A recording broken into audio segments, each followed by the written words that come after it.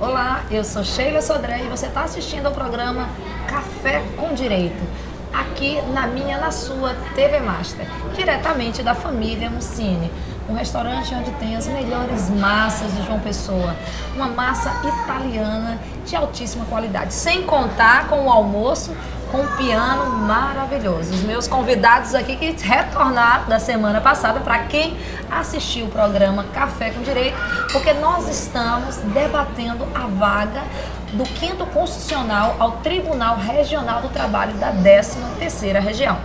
E se você não assistiu ao nosso programa da semana passada, tem a oportunidade de assistir no YouTube, que você vai ver um pouquinho dessa primeira discussão, que foi sobre a própria sistemática da seleção e também como anda o nosso tribunal. Porque nesse programa não será esse tema mais, já está vencido, você vai ter que assistir pela internet. Nós vamos discutir agora sobre a pessoa dos candidatos, né? E aqui eu estou novamente apresentando a Hermano Gadelha e o advogado Brasil. E aí a pergunta tem que ser direta. Quem é o cidadão paraibano Brasil que está disputando ou que está colocando o seu nome para a vaga do 5º Constitucional para o TRT? Sheila, eu sou um campinense de Campina Grande. Meu nome é Severino do Ramo Pinheiro Brasil. Moro em Campina Grande, advogo em Campina Grande já há 32 anos. É mais do que uma história, certo? E tenho uma família, minha esposa é Isinete Brasil, certo? 2 filhas, Catarina Brasil e Micheline Brasil. A Catarina preferiu encaminhar pelo ramo do turismo, é turismóloga, certo? Professora de universidade. E a Micheline seguiu a advocacia, certo? É advogada, trabalha comigo no escritório, lá em Campina Grande. E 5 netos, certo? O Matheus, o Roberto Filho, o Luiz Eduardo, a Maria Fernanda e a Ana Luísa. Esses 3 últimos moram aqui em João Pessoa. A Catarina mora aqui em João Pessoa. E o Severino Brasil é um advogado que iniciou a vida como chefe de pessoal. A minha vida toda foi vinculada diretamente na área do trabalho, né? Eu comecei com 16 anos de idade como chefe pessoal, embora antes tenha sido até office boy. Comecei uma vida muito cedo, filho de funcionário público. Então minha vida exatamente está ligada ao direito do trabalho, muito mais com uma raiz desse aqui. Embora sejamos 9 irmãos, o único que seguiu a advocacia fui eu, muito por influência dele. E minha vida junto à Justiça do Trabalho começou também aos 16 anos. Lembro-me bem, a época em Campina Grande, o juiz era o Dr. Paulo Pires, um saudoso amigo, de grande memória que tem por Paulo Pires, certo? Já não está entre nós, mas uma figura excepcional, gostava muito dele. E lembro a primeira audiência que eu fui como preposto. E quando sentei para preposto, ele olhou para mim e falou: quantos anos você tem? Eu disse 17 anos. Ele disse: vai ter que esperar 1 ano para poder ser preposto, porque aí não pode ser, certo? E comecei aí. Eu me apaixonei pelo direito do trabalho, certo? E formei ainda em contabilidade em primeiro lugar, fiz um curso técnico com minha esposa, Isinete Brasil, certo? E depois fiz o curso de Direito. E já comecei na profissão de Direito. Estou no Direito, começando quando eu comecei a advogar na Paraíba, era a 6ª Região. O juiz, o presidente do tribunal na época, era o Dr. Alfredo Duarte, que tinha sido juiz em Campina Grande, um grande amigo, certo? E aí comecei a ver, eu vi esse Tribunal do Trabalho da Paraíba nascer. Nasceu na casa do Paulo Pires, certo? Foi juiz em Campina Grande. Paulo foi o grande timoneiro da construção desse tribunal, seccionado depois por Dr. Geraldo, certo? O Dr. Raimundo Pinheiro e o Dr. Aloysio, que faleceu há pouco mais de 10 dias, certo? O Dr. Tarcísio. Acompanhei todo esse desenrolar desse trabalho, certo? Um trabalho que foi visto aqui, à época, lembro bem, a minha esposa, Isinete Brasil, que é professora de Direito do Trabalho, titular da Universidade Estadual da Paraíba, ela concorreu a esse cargo que hoje eu tenho ousadia de concorrer, certo? Ela chegou a ter, ela ficou numa nomeação, chegou a ter o ato assinado pelo presidente José Sarney, à época, certo? Mas, infelizmente, por outras questões, acabou sendo nomeado um outro advogado, certo? Eu confesso a você que ficamos esse ano todo, já com os 32 anos de advocacia, e fazer aí esse espaço de que é que essa é a minha vida. Hoje eu advogo, certo? Adoro a advocacia, certo? É um ramo que eu gosto, especialmente a advocacia de direito do trabalho. Esse foi Brasil. E agora, Hermano Gadelha. Quem é o cidadão paraibano Hermano Gadelha? Sheila, eu sou um advogado que adoro a advocacia. Eu comecei minha vida em outros ares, literalmente. Fui aos 18 anos funcionário da Varig, depois fui funcionário da Vasco. Em seguida, por muita insistência dos meus pais, terminei seguindo a minha carreira para o Tribunal de Justiça. Ingressei na assessoria de desembargadoria, porque tinha um pai, à época, tinha ascendido ao tribunal através do 5º como Ministério Público, que chegou. Minha mãe, juíza de carreira, e fiz concurso para o Tribunal de Justiça, onde fui nomeado como oficial de justiça. Fui coordenador da Escola Superior de Magistratura, da ESMA, aqui na Paraíba. Passei muito tempo. Depois tive a felicidade de conhecer um magistrado que acabara de ingressar na magistratura e que me fez uma proposta, me passar toda a estrutura que ele tinha à época, pequena, mas era a sua estrutura, para que eu iniciasse a advocacia. E pedi exoneração de um cargo efetivo que eu tinha. Ou seja, depois de passar num concurso público, deixei o tribunal. Isso dentro da minha casa foi um tumulto tremendo, porque meus pais não conseguiam compreender. Funcionários públicos de carreira e eu pedindo exoneração do cargo para ser advogado autônomo, como todos nós somos. Então deixar aquele certo pelo incerto. E me apaixonei pela advocacia. Vivo a advocacia. Depois da atividade como advogado autônomo, eu consegui formar minha primeira sociedade. E aí, junto com 2 colegas, construímos a nossa primeira sociedade. Em seguida, cada um foi seguindo o seu mundo, e então formamos uma sociedade de advogados, hoje com o nome do meu pai, que é Coriolano Dias de Sá, Sociedade de Advogados, que eu tenho honrosos sócios que até hoje estão comigo. Durante esse tempo, tive a felicidade de conhecer também outras entidades de classe, não só a OAB, aqui estamos vinculados, mas também o CESA, que é o Centro de Estudo de Sociedade de Advogados. Também me afiliei a um grupo de sociedades de advogados, sempre na construção e na ideia de melhorar a nossa advocacia. Compartilho, divido e todo esse sofrimento e todas as alegrias que eu tenho na advocacia com os meus colegas. Faço questão de sempre fazer presente em todas as atividades que sejam em benefício dos advogados e das sociedades de advogados. Eu sempre fiz e farei a minha presença na defesa das prerrogativas. Mas isso não significa que não abrirei mão dos princípios. Eu acho que isso sobrepõe a qualquer coisa. Não é você deixar de ser advogado para ser magistrado que você vai defender ferrenhamente os advogados. Ao contrário, ali você vai ter a oportunidade de levar para o tribunal uma experiência e um ensinamento para que tenha uma visão mais ampla e mais segura e tranquila do que é ser advogado.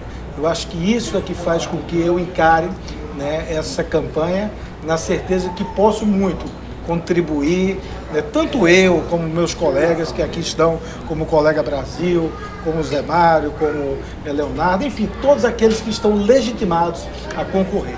Eu estou aqui de coração aberto para participar de um processo que eu entendo mais do que legítimo, tanto para mim como para os meus companheiros que estão nessa luta, que não é uma luta fácil. Brasil, qual a sua crítica ou qual a sua análise sobre o Brasil, isso não é o Brasil país não, mas o Brasil advogado? Olha, Só concluindo, você acha que já fez tudo o que você gostaria de fazer como advogado, na defesa das prerrogativas ou na defesa do próprio advogado? não. Certo? Gostaria de ter feito muito mais pela advocacia. Eu acho que, como ser humano, a gente nunca fica satisfeito completamente, sempre falta alguma coisa a fazer. Na advocacia, certo? Poderia ter feito muito mais. E tenho certeza que posso fazer ainda mais. Vou lutar para fazer. Se for agraciado com o cargo, não vou esquecer de ser advogado. Falo como o irmão fala, não serei preposto. Obviamente serei um magistrado. Se os meus colegas confiarem. Nós temos brilhantes, como o irmão colocou, brilhantes colegas que estão concorrendo ao cargo, certo? Mas a questão de ser advogado, eu acho que é por questão de vocação. A gente traz isso, certo? Para você ter uma ideia de como se fazer como advogado, eu tenho dentro de mim algo que eu sempre quero fazer mais. Eu olho para um cliente, não pelo cliente que ele possa me ser, ou pelo honorário que ele possa me pagar. Eu sempre me questiono e pergunto, eu posso assumir essa causa? Eu posso defender esse direito? E sempre quando assumo isso, faço com paixão. Mas eu digo, não me apaixono. Eu faço com paixão pelo direito, mas não me apaixono pelo cliente. Porque um dos maiores erros que se pode cometer no exercício da advocacia é se apaixonar pelo cliente e você esquece o direito. Você acaba atropelando. Certo? Porque o direito é uma evolução. É uma evolução da própria sociedade. E nós somos o agente disso. Nós somos o agente. Você pode lembrar, no princípio da colonização do Brasil, nós tivemos a escravatura. Certo? Aquela época era legal. Hoje, isso, chamar alguém de negro, é crime. Mas isso pergunta, o que é isso? É uma evolução da sociedade. Então o direito tem essa dinâmica de evoluir. E como advogado, eu sempre busco isso. Uma das coisas que eu questiono bastante, certo? E faço questionamento, por exemplo, nas escolas de direito. Algo que eu gostaria de ver com uma cadeira de direito, certo? Porque na advocacia nós temos ainda um curricular do século XVIII, certo? Nós formamos o advogado para o embate jurídico do contencioso. Nós precisamos mudar essa fase. Não há mais espaço na sociedade para que você transforme apenas a discussão de direito numa lide contenciosa. Nós temos que ter as conciliações, as mediações, as arbitragens. Isso é que faz direito. Porque a pior coisa do direito é a decisão de um terceiro. Por mais justa que seja a decisão de um judiciário, ela sempre será a decisão do judiciário. Para quem ganha e para quem perde. Porque nunca será a sua decisão. Será sempre a decisão do judiciário. Mesmo o eventual ganhador, naquele instante, ele vai sentir-se um momento perdedor. E o perdedor vai se sentir eventualmente ganhador. Certo? Mas é necessário. Aí eu chamo o equilíbrio social da democracia. Certo? Mas acho que a advocacia tem que evoluir nesse ponto. A advocacia tem que evoluir para um aspecto desse tipo. Em primeiro lugar, nós temos a discussão conciliatória. Essa é a evolução da sociedade. Mas eu acredito que a gente tem caminhado para esse foco da conciliação. Até os próprios tribunais têm feito isso. Agora, Hermano Gadeiro, me fale, faça a sua crítica sobre a tua advocacia, o teu papel como advogado na nossa sociedade que nós estamos, que a gente convive. Não, e aí eu falo uma sociedade não só territorial. Sheila, eu sinto, né, que hoje nós precisamos desjudicializar as demandas. E tivemos uma decisão do Supremo Tribunal Federal e que isso ela chegou a acontecer em decorrência da insistência de vários magistrados no sentido de não valorizar as comissões de conciliação prévia. Eu acho que isso foi um retrocesso. Né? Desjudicializar, valorizar o advogado, valorizar a composição. Eu sinto uma falta tremenda não poder sentar com um colega e decidir com o colega um destino de quem quer que seja. Uma lide, seja ela de caráter civil ou trabalhista. Para mim, isso faz com que nós nos tornamos pequenos. Eu acho que devemos dar importância, sim, a um trabalho, a uma exigência do CNJ para que se façam conciliações. Mas essas conciliações, na forma que ela está sendo feita, elas causam prejuízo. Não estou discutindo conciliação dessa maneira. Nós queremos sentar, debater, e eu acho que valorizar a categoria do advogado através das composições e depois levar ao judiciário. Se o judiciário sente a necessidade de chancelar, homologar, que o faça. mas não que retire esse direito que é tão importante para a categoria dos advogados. É isso aí, o debate está ficando mais interessante, mas vocês perceberam que esse é o objetivo aqui nesse nosso programa, é mostrar e apresentar esses dois candidatos que estão se predispondo, né, e colocando o seu nome para ser avaliado, se apresentando para vocês, colegas, e para toda a sociedade. Mas o programa vai ficando aqui nesse primeiro bloco, não mude de canal, permaneça aqui na Master, que nós já retornaremos agora para saber posteriormente por que então esses nossos colegas brilhantes advogados querem querem uma vaga à magistratura. Não saia daí, já retornamos aqui com o programa Café com Direito.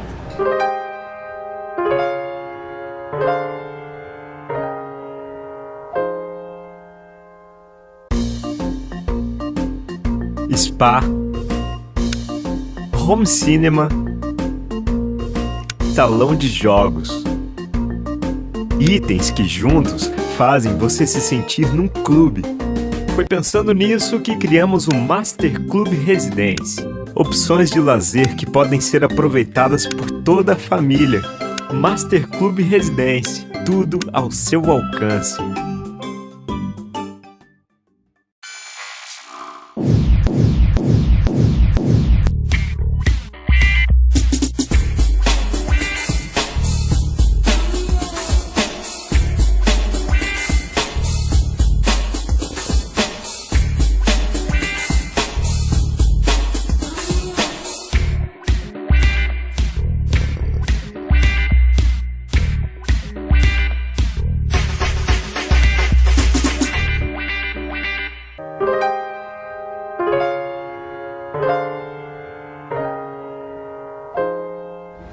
Estamos de volta com o segundo bloco do programa Café com Direito, diretamente aqui do restaurante Família Mussini, uma comida italiana ao som de uma boa música e, claro, como sempre, um bom restaurante em boa companhia, como eu estou fazendo aqui no programa Café com Direito, na companhia do Dr. Hermano Gadelha e Dr. Brasil.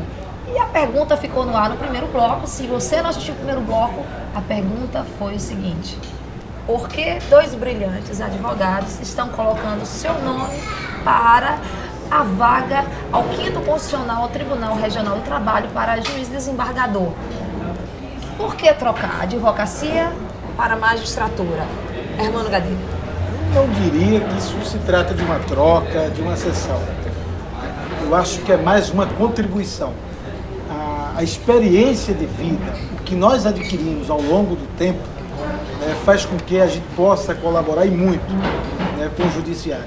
Eu não tenho dúvida alguma, que tudo aquilo que a vida me proporcionou, eu posso retribuir ao jurisdicionário. Levar essa experiência, e é isso que eu quero. Eu não estou dizendo que eu sou melhor, que eu sou o pior, de que eu vou resolver os problemas. Agora, posso afirmar que ao longo desses anos, a vida foi muito bondosa comigo para me ensinar o que eu aprendi e o que eu construí, eu posso compartilhar. E essa ideia de compartilhar ensinamentos que eu quero coroar uma parte da minha carreira, porque eu pretendo sim faltar à advocacia, pretendo sim estar ao lado do advogado lutando na defesa das prerrogativas, sem esquecer que ali nós somos magistrados, seremos magistrados, evidentemente, se Deus assim permitir. Mas lutarei com todas as minhas forças para que eu consiga alçar ao cargo de desembargador. E digo mais, eu me sinto extremamente confortável num tribunal que trabalha eticamente. Eu gosto sempre de repetir um fato que me aconteceu recentemente. Eu tenho um grande amigo e irmão magistrado e há aproximadamente 4 meses atrás deixou de conhecer um recurso meu porque eu havia deixado de recolher R$1,20. E isso é que me orgulha, Brasil, saber que a magistratura do estado da Paraíba está composta por homens desse tipo. Pessoas que têm uma amizade, que têm uma consideração, mas que sabem que além da amizade e do respeito que tem, existe a lei e a seriedade. E é isso que faz com que eu acredite na justiça do trabalho e por isso é que eu estou concorrendo ao cargo de desembargador. É isso aí. e você, Brasil, porque uma carreira de 35 anos, 32 anos de advocacia, né? Aquela história matando um leão todo santo dia e passar para o cargo de magistrado. Eu sempre digo algo seguinte, que nós temos que devolver para a sociedade aquilo que ela nos deu. A sociedade me deu a condição de chegar a advogado. Estudei em universidade pública, hoje Universidade Estadual da Paraíba, antes Universidade Regional do Nordeste, e eu estou retornando aqui, se eu for alçado essa condição, por confiança dos advogados, é uma confiança que os advogados depositarão naquele que vai alçar esse cargo, eu estou devolvendo para eles aquilo que a sociedade me deu ontem, na minha formação. A pretensão de chegar ao cargo de desembargador no tribunal não é vaidade, embora eu faça sempre uma frase dita por meu pai: a maior vaidade de um homem é dizer que não é vaidoso. É a super vaidade. Quando alguém diz que não é vaidoso, é porque ele é super vaidoso, certo? Mas é uma devolução para a sociedade. É uma contribuição. Não deixaremos de ser advogado, apenas não seremos preposto de advogado. Aquele que chegar ao tribunal não se transformará num preposto de advogado, na defesa intransigente do advogado. Não, ele vai levar à magistratura o aprendizado, o conhecimento, a vivência que ele teve na formação do direito no processo, na defesa do seu costume, sem chegar naquele instante, lembrar que ontem ele teve defendendo o grupo A ou o grupo B, ele transformar-se em magistrado na defesa da sociedade. É essa contribuição que entendo eu, certo? Que se for alçada essa condição, por confiança em primeiro lugar de todos os colegas advogados, certo?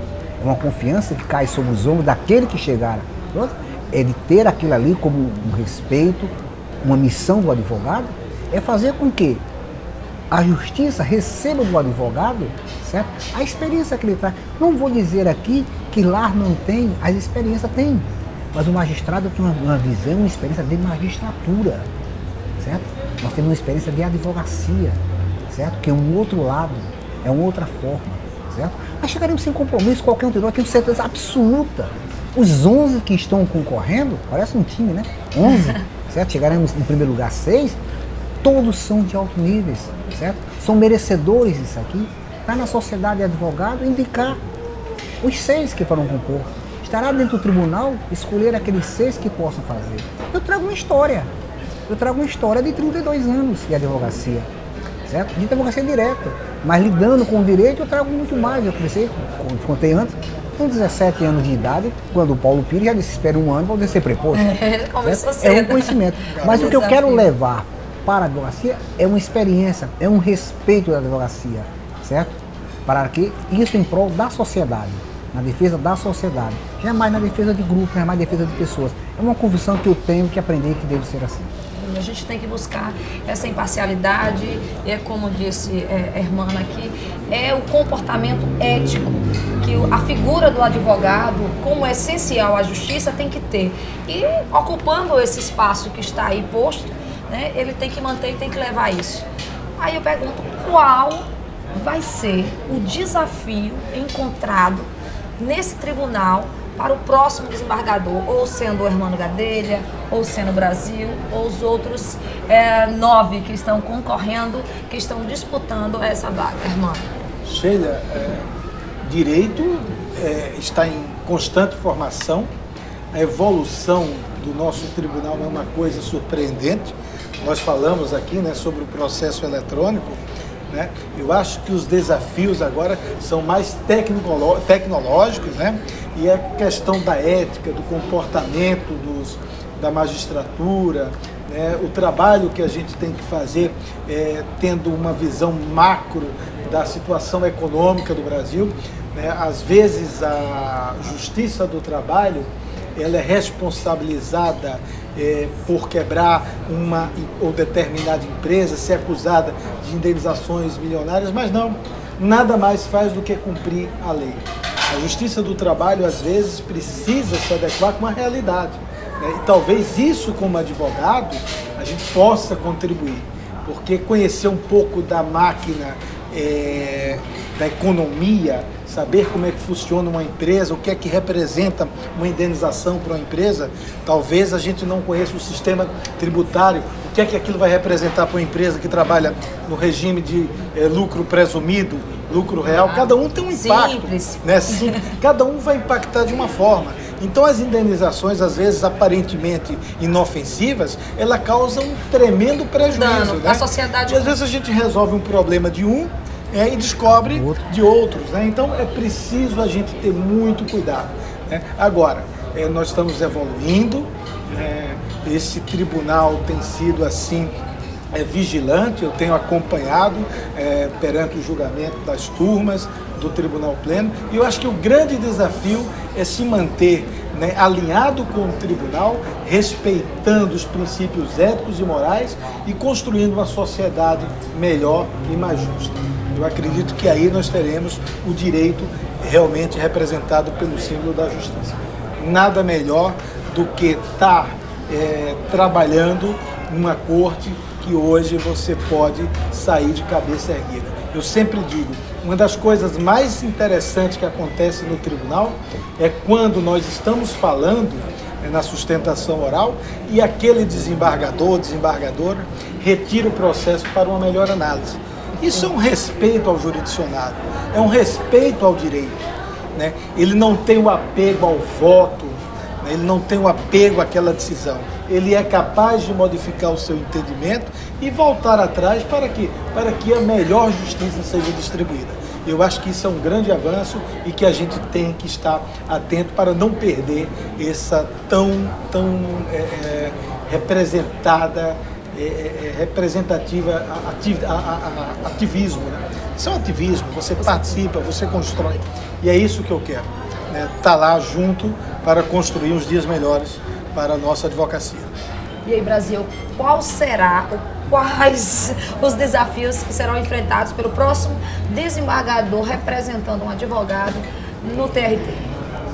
Sheila, eu digo o seguinte, sequenciando as palavras do Hermano, que o grande desafio de quem pretende chegar a esse cargo de desembargador é acompanhar a evolução de uma sociedade. Nós temos uma sociedade que evoluiu, certo? Eu posso falar de dois momentos de sociedade. Eu sou do século passado. Estou no século... A gente esquece desse detalhe. Certo? Eu nasci no século passado, certo? Vivi praticamente 50 anos no século passado e estou vivendo agora mais um período nesse novo século. Mas não posso pensar como ontem, nem posso pensar só como agora. Eu tenho que pensar no futuro.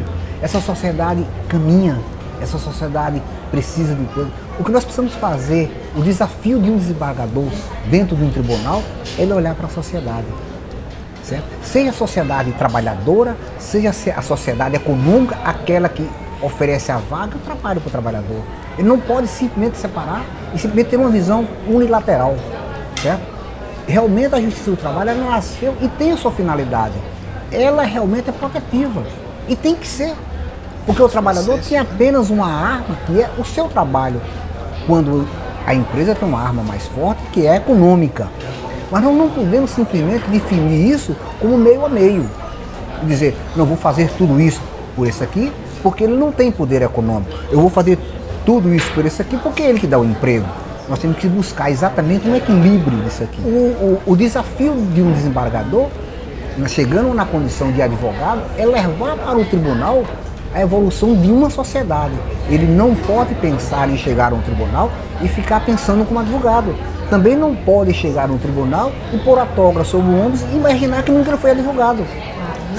Não dá para desvincular e nem simplesmente apagar toda a experiência. Ele tem que criar aí um ensino de uma sociedade. É um desafio grande, certo? Que eu tenho uma certeza que os concorrentes estarão aptos a fazer isso aqui e ter a finalidade que espera. Crescer com a sociedade. Direito não é estanque, direito é dinâmico. Nós não podemos pensar direito como ontem, na era romana. Temos que pensar direito com o futuro, um direito de cibernética talvez. Não, e o direito que está sempre avançando.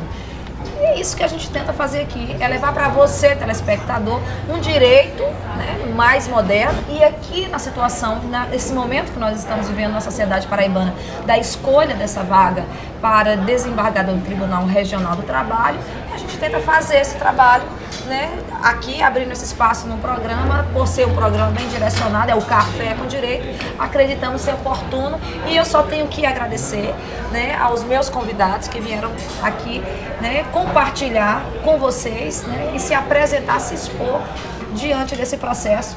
E eu deixo alguns raros minutos aqui, não só para agora agradecer, que eu não vou nem deixar muito espaço, mas para fazer um agradecimento macro.